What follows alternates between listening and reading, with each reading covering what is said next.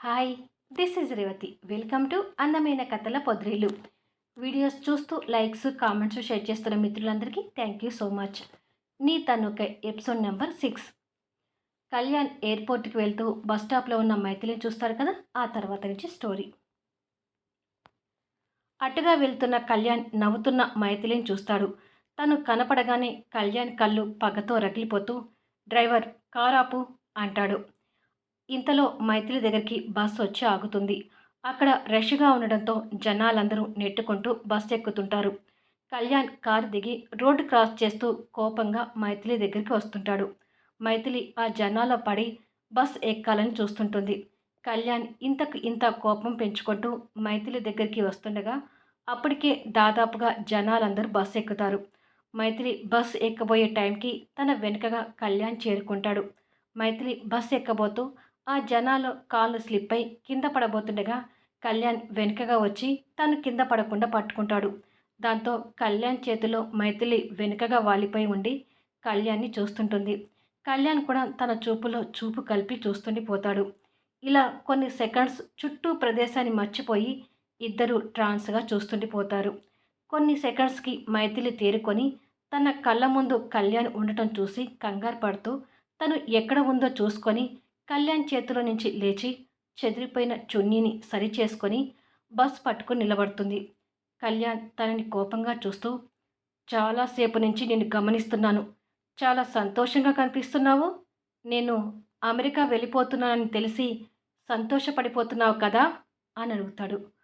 అది కళ్యాణ్ అని మాట్లాడబోతుండగా కళ్యాణ్ చెయ్యడ్డు పెట్టి, ఈ నీ సంతోషం ఎంతో కాలం ఉండదని గుర్తుపెట్టుకో. నేను తిరిగి వచ్చిన తర్వాత నన్ను కొట్టినందుకు ఖచ్చితంగా రివెంజ్ తీర్చుకుంటాను.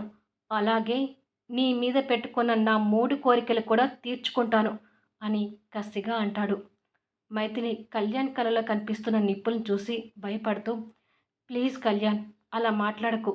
నేను కొట్టినందుకు నీకు అవమానంగా ఉంటుందని నేను అర్థం చేసుకోగలను. కాస్త నా వైపు నుంచి కూడా ఆలోచించి చూడు. నీ వల్ల నేను చాలా టెన్షన్ పడ్డాను. ఎవరైనా ఒక అబ్బాయికి అమ్మాయి మీద ఇంప్రెషన్ కలిగితే ఐ లవ్ యూ అనో లేదా విల్ యూ మ్యారీ మీ అనో అంటారు. కానీ నువ్వేమన్నావు?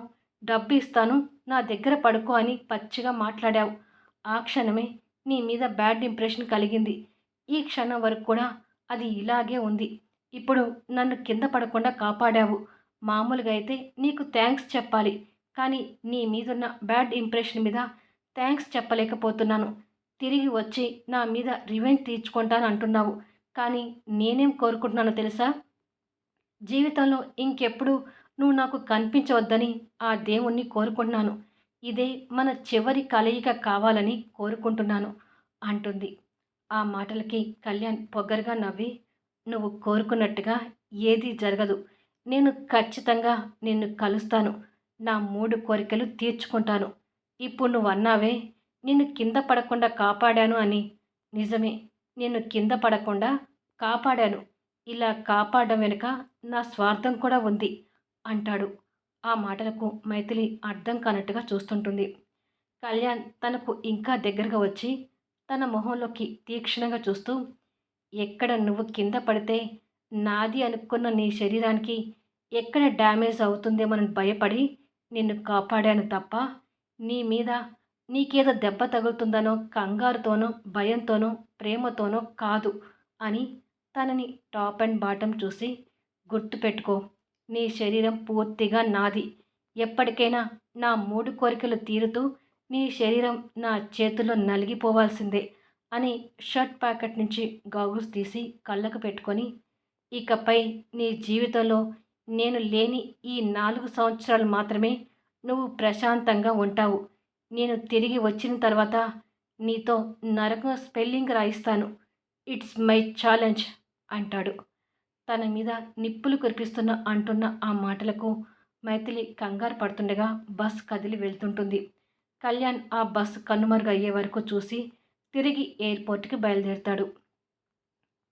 అనసూయమ్మ గారికి మనవడు లేని ఐశ్వర్య నిలయం బోసిపోయినట్టుగా ఉండి దిగులుగా సోఫాలో కూర్చొని ఆ పక్కనే నవ్వుతూ ఉన్న కళ్యాణ్ అందమైన ఫోటో పట్టుకొని మనవడిని దూరంగా పంపించినందుకు బాధపడుతూ ఎదురుగా పూలదండలు వేసి కనిపిస్తున్న కూతురు, అల్లుడు ఫోటోలు చూస్తూ గతంలోకి వెళ్తుంది. Flash back. ప్యాలెస్ లాంటి ఆ బంగ్లాలోనే తెల్లని పట్టు పంచ ధరించి హుందాగా కనిపిస్తూ చూడగానే చేతులు జోడించి నమస్కరించాలి అన్నట్టుగా అశ్వత్థామ గారు వాళ్ళ వంశం నుండి వస్తున్న కుర్చీలో కూర్చొని కనిపిస్తుంటారు. అశ్వత్థామ గారికి ఎదురుగా ఒక రైతు నిలబడి కన్నీళ్లు పెడుతుండగా చూడగానే మహాలక్ష్మిలాగా కనిపించే అంజలి గారు డబ్బు నోట్ల కట్టలతో అక్కడికి రాగానే అశ్వత్థామ గారు లేచి భార్య చేతుల నుంచి డబ్బులు తీసుకొని ఆ రైతుకిస్తూ, రైతు కన్నీళ్లు పెడితే భూదేవి మాతకు మంచిది కాదు. చేతికి అంది వచ్చిన పంట వర్షాలకు కొట్టుకుపోతే ఆ బాధ వర్ణనాతీతం. మీలాంటి రైతులందరూ మనోధైర్యంతో ఉండాలి. అస్సలు కృంగిపోవద్దు. మన ఊరు రైతులందరికీ నేను సహాయంగా ఉంటానని, ఎవరు కన్నీళ్లు పెట్టుకోవద్దని నేను చెప్పినట్టుగా చెప్పు అంటాడు. ఆ రైతు అశ్వత్థామ గారికి చేతులు జోడించి దండం పెడుతూ, మీ రుణం తీర్చుకోలేం దొరగారు అని కన్నీళ్లు తుడుచుకొని వెళ్తాడు. అంజలి గారు కూడా బాధపడుతూ, పాపమండి, ఈ సంవత్సరం రైతులందరికీ బాగా నష్టాలొచ్చాయి అంటుంది. అవును అంజలి, ఈ నష్టాలు ఎప్పటికి తీరుతాయో అని అంజలి ఊరు ప్రయాణానికి తయారైంది గమనించి, మీ ఆడవాళ్ళు పుట్టింటికి అనగానే భలే తొందరగా తయారవుతారే అంటాడు నవ్వుతూ. అంజలి కూడా నవ్వుతూ, నాకు నా మేనల్లుడు కళ్యాణి చూడాలని ఉంది. త్వరగా వెళ్దాం పదండి అంటుంది. అశ్వత్థామ గారు నవ్వుతూ, నీకే కాదోయ్, నా అల్లుడిని చూడాలని నాకు కూడా ఉంది అని భార్య బుగ్గల్ని ప్రేమగా నొక్కుతాడు. ఇంతలోనే అక్కడున్న ల్యాండ్ ఫోన్ రింగ్ అవుతుంటుంది.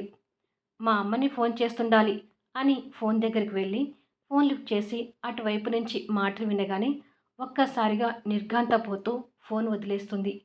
అశ్వత్థామ గారు ఆశ్చర్యపోతూ, ఏమైంది అంజలి అని అడుగుతాడు.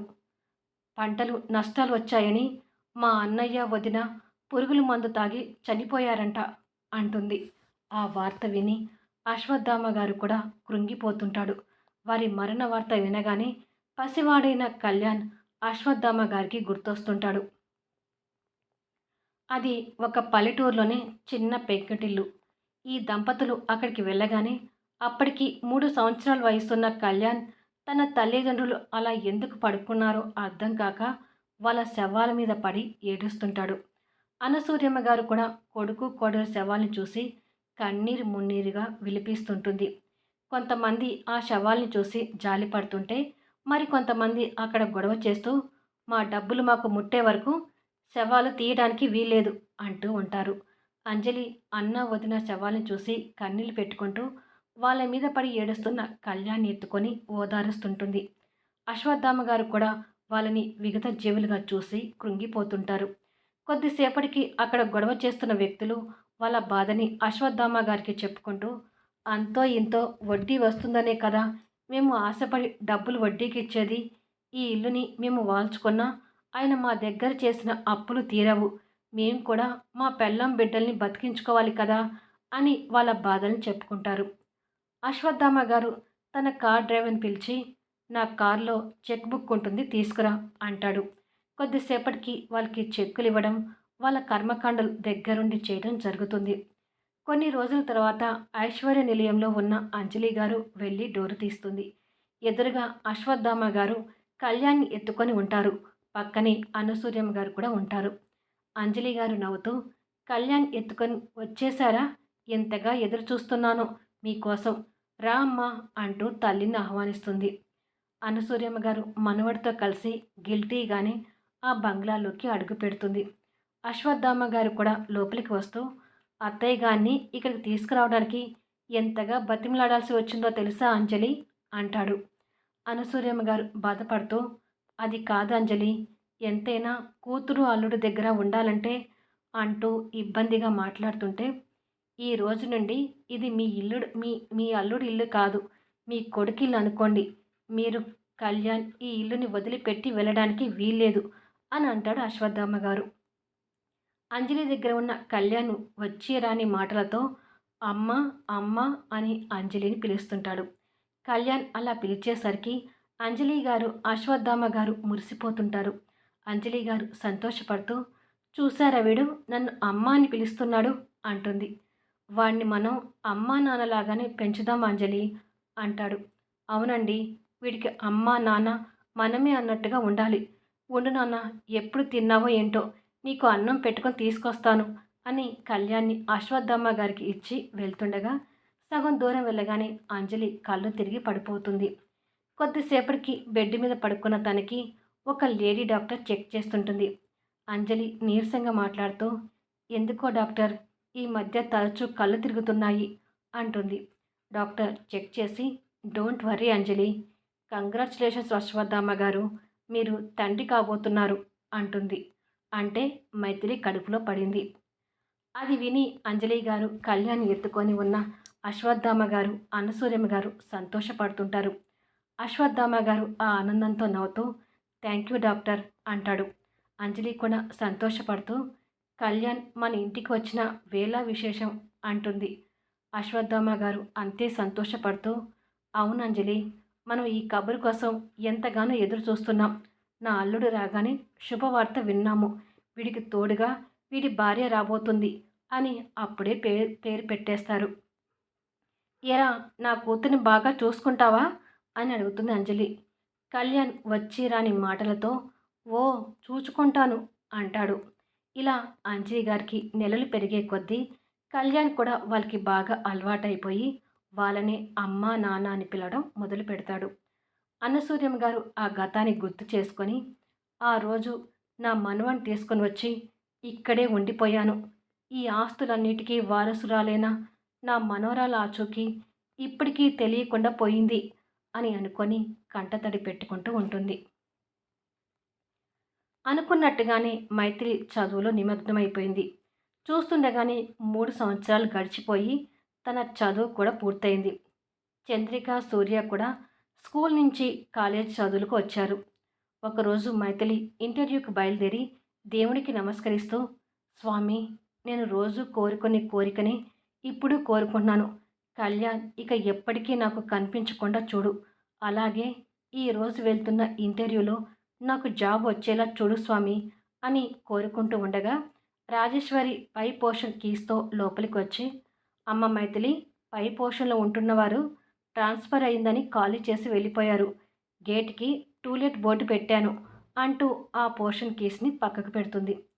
సరేనమ్మా, ఎవరైనా మంచి ఫ్యామిలీ వస్తే చూసిద్దాము అని, నేను ఫస్ట్ ఇంటర్వ్యూకి వెళ్తున్నానమ్మా, నన్ను ఆశీర్వదించు అని రాజేశ్వరి కాళ్ళకు నమస్కరిస్తుంది. తెలివైన దానివమ్మా, నీకు జాబ్ రాకుండా ఎలా ఉంటుంది? నా ఆశీస్సులు, మీ నాన్నగారి ఆశీస్సులు, ఆ దేవుడు ఆశీస్సులు నీకు ఎల్లప్పుడూ ఉంటాయి అని మైథిలిని ఆశీర్వదించి పైకి లేపి నుదుటిన ముద్దు పెట్టుకొని సంతోషంగా వెళ్ళిరమ్మా అంటుంది. అలాగేనమ్మా అని మైథిలి వెళ్ళిపోతుంది. ఓ కంపెనీ లోపల ఇంటర్వ్యూస్ జరుగుతుంటాయి. మైథిలి ఇంటర్వ్యూస్కి వచ్చిన వాళ్ళతో కలిసి కూర్చొని టెన్షన్ పడుతుంటుంది. కొద్దిసేపటికి మరో పర్సన్ కూడా అక్కడికి వచ్చి కూర్చొని అందరినీ చూస్తూ, అబ్బో, ఉన్న ఒక్క పోస్ట్కి ఇంతమంది నిరుద్యోగులా? నా తెలివితేటల మీద నాకు కాన్ఫిడెంట్ ఉంది. ఇంటర్వ్యూలో సెలెక్ట్ అవుతాననే ధైర్యం కూడా కాస్త ఉంది.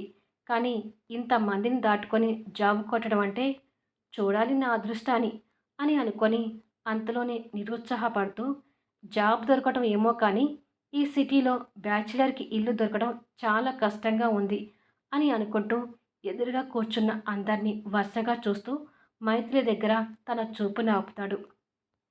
ఎందుకంటే మైథిలి గుర్తొచ్చిన దేవుడినల్లా చేతులు జోడించి మొక్కుకుంటూ జాబ్ నాకే రావాలి దేవుడా అని దన్నాలు పెడుతుంటుంది. ఆ పర్సన్ మైథిలిని ఆశ్చర్యంగా చూస్తూ, "హ్మ్, దేవుళ్ళందరికీ అప్లికేషన్స్ పెట్టుకుంటుంది. పాపం తనకి జాబ్ చాలా అవసరంలాగా ఉంది" అని తన గురించి ఆలోచిస్తుండగానే మిగతా వారందరూ లోపలికి వెళ్ళొచ్చి నిరాశగా బయటికి వెళ్తుంటారు. అందరూ అలా వెళ్ళిపోతుంటే మైథిలిలో జాబ్ మీద ఆశలు పెరుగుతుంటాయి.